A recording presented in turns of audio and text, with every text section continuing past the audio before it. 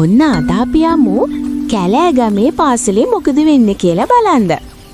මේ පාසලට එන්නේ කැලෑවේ ඉන්න සත්තු ඔක්කොම. පූස් පැටියා, වලස් පැංචා, ඌරු පැටියා ඔක්කොම මේ පාසලට එන්නේ ඉගෙන ගන්න. ඔය අතරේ අපේ වදුරු පැංචත් පාසලට එනවා.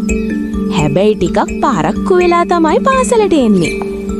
පූස් පැටියයි ඌරු පැටියයි හැමදාම පන්තියේ දක්ෂම අය.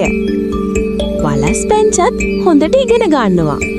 නමුත් වදුරු පැංච නම් ඉගෙන ගත්තෙම නෑ. වදුරු පැංචගේ වැඩේම සින්දු කියන එක, නටන එක.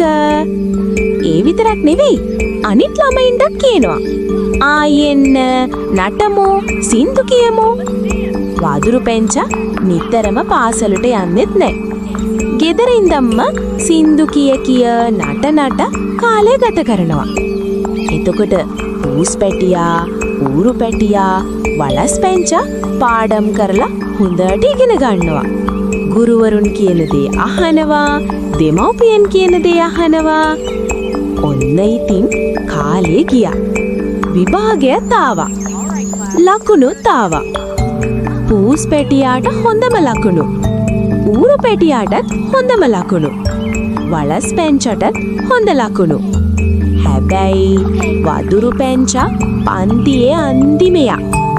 ඒක දැක්කාම ගුරුවරුත් දොස් කිව්වා, දෙමව්පියුත් දොස් කිව්වා වදුරු පැංචට. හරිම දුක හිතුණා. එදා රෑ වදුරු පැංච හිතුවා, මම නටන්න ආසයි. හැබැයි මගේ අනාගතයත් වැදගත්. ඉගෙන ගන්නෙත මම අතහැරලා තියෙන්නේ. ඊට පස්සේ වදුරු පැංච තීරණය කළා, මම අද ඉඳන් පාඩම් කරලා දක්ෂයෙක් වෙනවා. එදා ඉඳන් වදුරු පැංච නිතරම පාසලට ගියා. ගුරුවරුන්ගේ දේ අහලා හොඳට පාඩම් කළා. දවසින් දවස ඔහුගේ ලකුණු වැඩි වුණා. අන්තිමේ ඊළඟ විභාගයේදී වදුරු පැංචත් පන්තියේ දක්ෂ අය අතරට ආවා. ඉතින් ළමයිනේ, විනෝදය හොඳයි. හැබැයි ඉගෙනීම අතහැරලා නම් ජීවිතේ ඉදිරියට යන්න අමාරුයි.